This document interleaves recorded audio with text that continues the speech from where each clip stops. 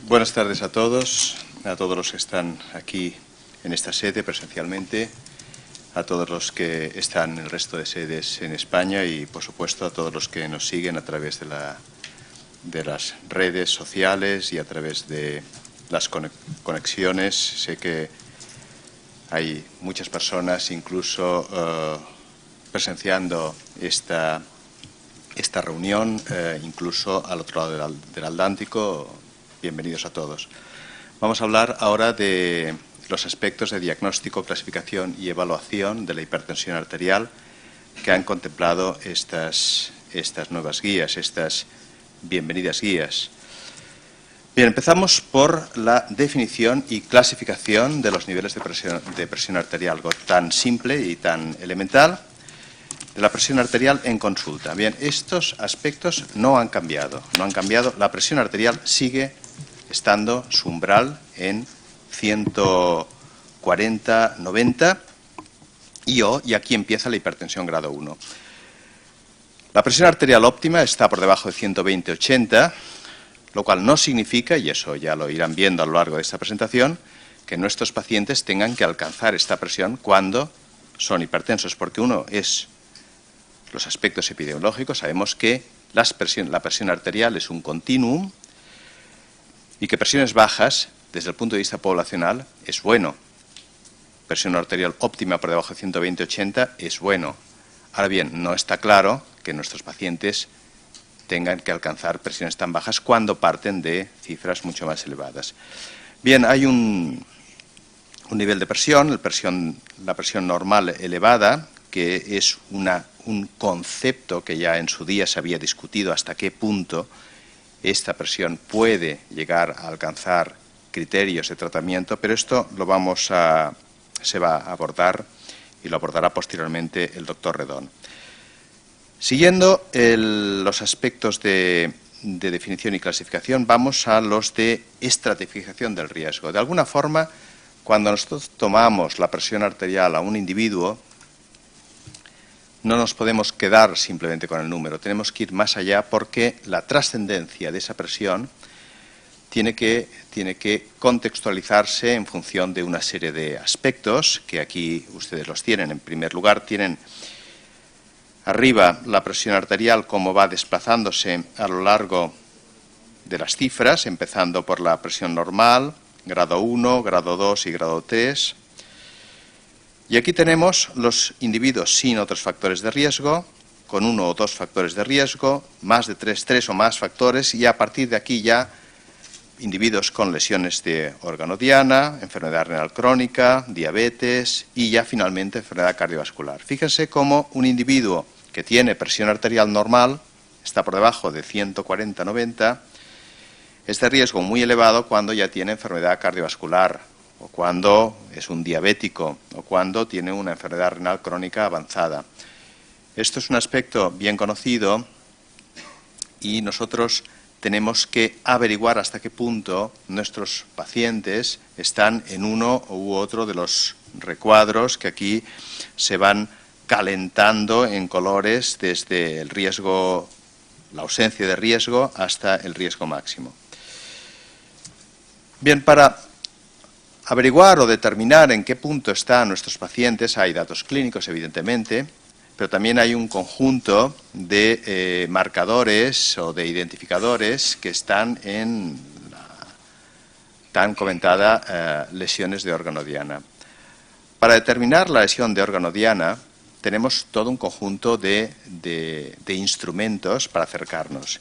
Y aquí en esta tabla de las guías están ordenadas en función de su valor predictivo cardiovascular, su disponibilidad, su reproducibilidad y su coste-efectividad. Está claro que no podemos realizar todas estas exploraciones complementarias a todos nuestros pacientes, por tanto tenemos que racionalizarlas.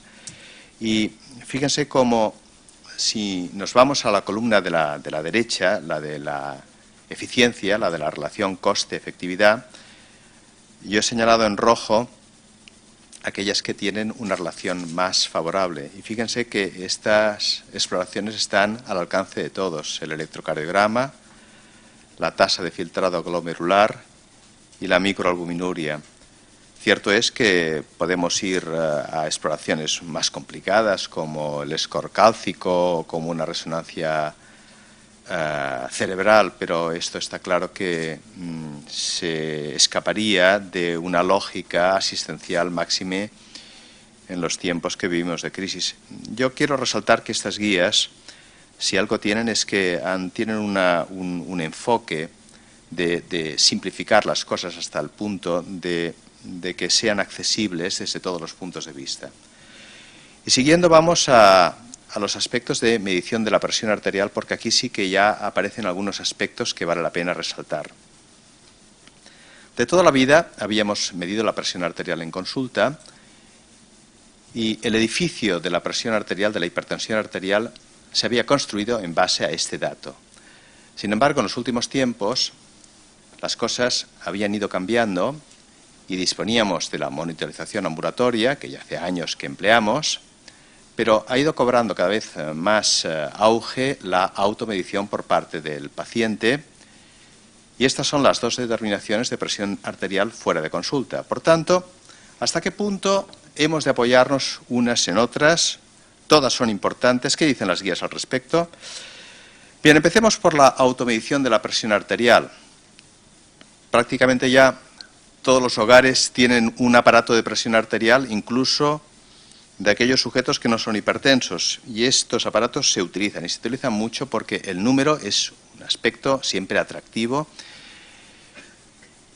Y las guías en este sentido dan alguna serie de consejos que yo creo que son válidos. El primero es que los esfigmomanómetros de muñeca no son recomendables, porque no valoran bien la presión arterial y cometen graves errores. Se pueden aceptar en aquellos sujetos muy obesos con brazos de una circunferencia muy importante que no consigan brazaletes adecuados. Pero globalmente hemos de advertir a nuestros pacientes que estos esfigmomanómetros no deben ser utilizados.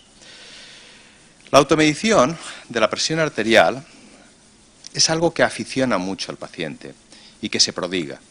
Se prodiga, pero probablemente el médico lo ha despreciado hasta cierto punto, y lo ha despreciado por la falta de sistematización de la misma. Y esto es lo que las guías han intentado de alguna forma estandarizar.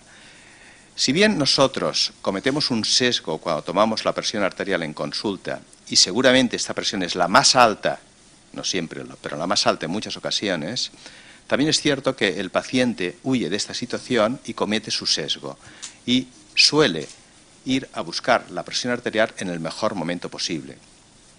Por tanto, ¿hasta qué punto podemos fiarnos de una u otra? Bien, quizás una de las soluciones sea esta sistematización, que consiste en que el paciente debe tomarse la presión arterial 2 veces al día, por la mañana y por la noche, en días consecutivos, durante 7 días consecutivos, y esos resultados se deben apuntar. Es decir, no vale aquello de que la presión la tenía a tanto, se tiene que apuntar, se ha de hacer un listado, lo que dicen las guías, un logbook, un cuaderno de bitácora, y esas medidas de presión arterial son las que se deben trasladar al médico. En principio recomiendan descartar el primero de esos 7 días, quizás también huyendo de ese efecto de reacción de alerta. Y los resultados de todas esas presiones deben ser trasladados al médico, que son los que lo interpretan. En principio, se suele utilizar la media de todas estas mediciones. Y hemos de decir que probablemente la automedición de la presión arterial va a abrir en el futuro próximo la puerta a los sistemas de telemonitorización a través de los smartphones y de muchas otras tecnologías, como las que hoy se están utilizando precisamente. Bien, en contraposición a la automedición, de la cual seguiremos hablando, tenemos el mapa, la monitorización ambulatoria. Las guías hacen en relación al mapa una serie de puntualizaciones metodológicas que yo creo que son interesantes. En primer lugar, que el registro mínimo debe ser, dicen, de 24 o 25 horas. Este es un aspecto que quizás podemos discutir posteriormente, porque ya saben que los mapas van pasando de enfermo a enfermo. Por tanto, 25 horas es difícil si queremos utilizar los equipos en días consecutivos. Las determinaciones de la presión arterial este es un aspecto que es interesante. Se deben hacer con la misma frecuencia día y noche, por ejemplo, cada 20 minutos, porque ha habido una tendencia a espaciar las determinaciones durante la noche, quizás para facilitar el sueño de nuestros pacientes. Pero de alguna forma, si luego vamos a promediar, a hacer una media, es evidente que, como tan importante es la presión nocturna como la diurna, la frecuencia debe ser la misma.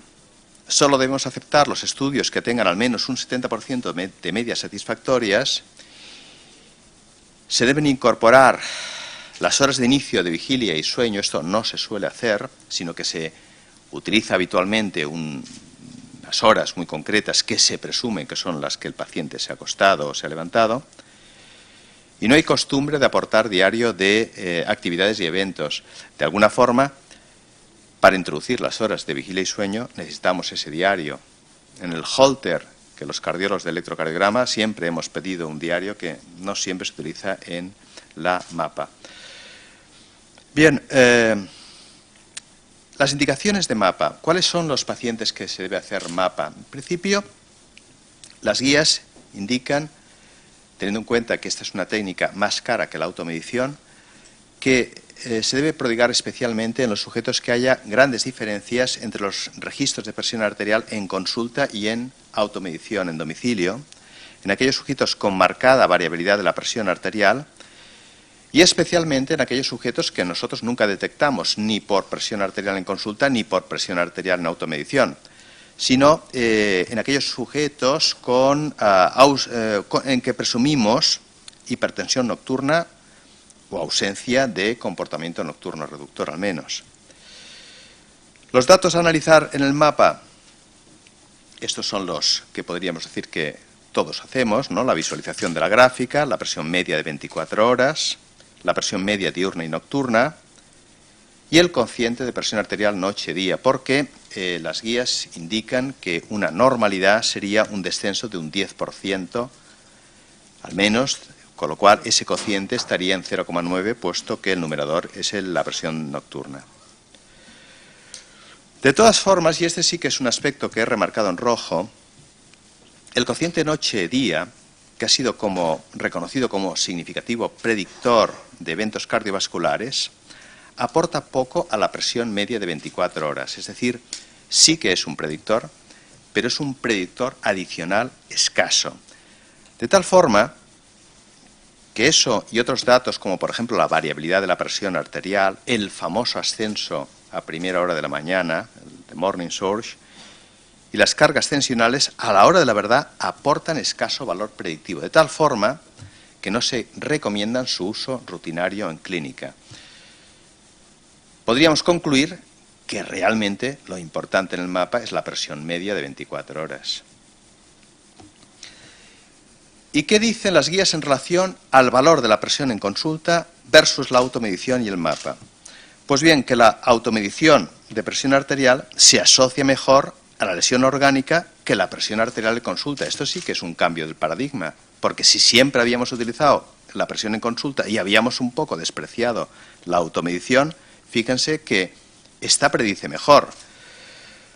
Los recientes metaanálisis indican también que la estimación de la morbimortalidad cardiovascular se establece significativamente mejor con la automedición que con la presión arterial en consulta. ¿Debemos dejar de tomar la presión en consulta? Bueno, esto seguro que las guías no dicen eso, pero fíjese cómo está cambiando la importancia de unos y otros.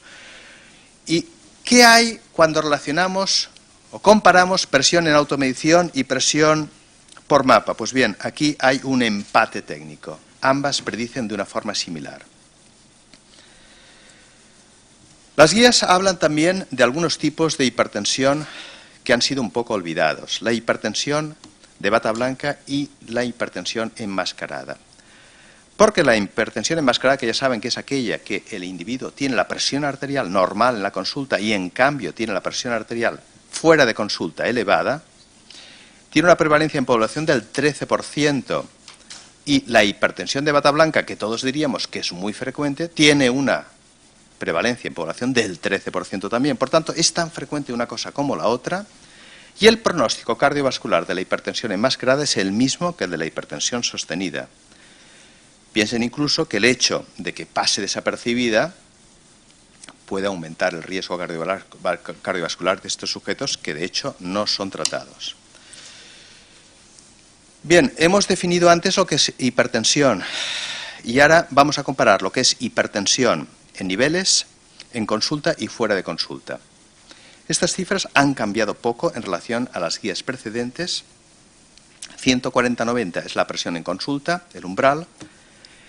Y en cuanto a la presión por mapa, tenemos la presión diurna en 135/85, la presión nocturna en 120/70 y la presión de 24 horas, que es la que tenemos que utilizar, 130/80. Fíjese, 10 milímetros por debajo de la presión arterial en consulta. Y la presión en domicilio la han situado, esto no deja de ser un acuerdo, todas estas medidas no dejan de ser un acuerdo, un consenso de expertos, en 135/85, justo a mitad de camino entre la presión en consulta y la presión media de 24 horas del mapa. Y ya voy acabando. Las guías hacen mención a algunos aspectos concretos, como la presión arterial central. La presión arterial central ha sido un gran motivo de debate en los últimos tiempos, especialmente en relación a su importancia y en qué medida unos fármacos actúan en mayor o menor medida con respecto a esta presión y la periférica. Bien, las recomendaciones con respecto a la presión arterial central es que aunque tenga una gran importancia desde el punto de vista fisiopatológico, farmacológico y terapéutico, hoy por hoy aún necesitamos más evidencia para recomendar su uso rutinario en clínica. Esta es una recomendación bienvenida porque no es fácil determinar la presión arterial central y, de hecho, en clínica, reconozcámoslo, no lo hacemos rutinariamente bajo ningún concepto. Búsqueda de causas de hipertensión secundaria. Bien, hay unas recomendaciones que yo creo que tienen su interés, porque la hipertensión secundaria no se suele buscar. ¿En qué casos debemos hacerlo?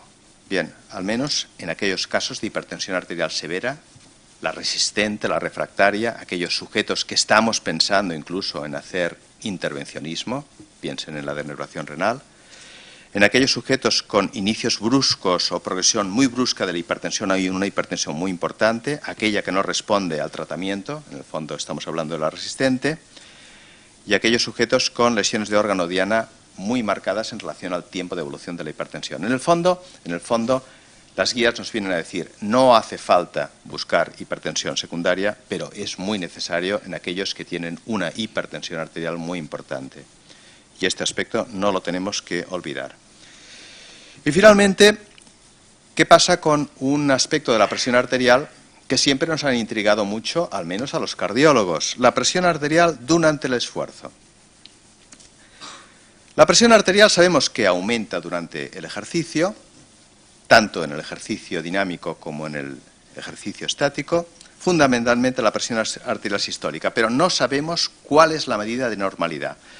Las guías esbozan la posibilidad de que esté en 210 milímetros para los hombres y 190 para las mujeres, unos 200 milímetros de mercurio, pues, pero lo que indican es que la mayor parte de estudios, la hipertensión de esfuerzo, lo único que hace es predecir que en el futuro ese sujeto pueda ser hipertenso basalmente. El valor pronóstico, sin embargo, es incierto, no se recomienda, eso está claro, la prueba de esfuerzo para averiguar si el paciente tiene hipertensión de esfuerzo, pero no obstante, si detectamos hipertensión de esfuerzo, sí que es recomendable el realizar un mapa a los pacientes ante la posibilidad de que estemos delante de un caso de hipertensión enmascarada. Y finalmente acabo ya con 4 mensajes que yo he extraído globalmente de esta primera parte.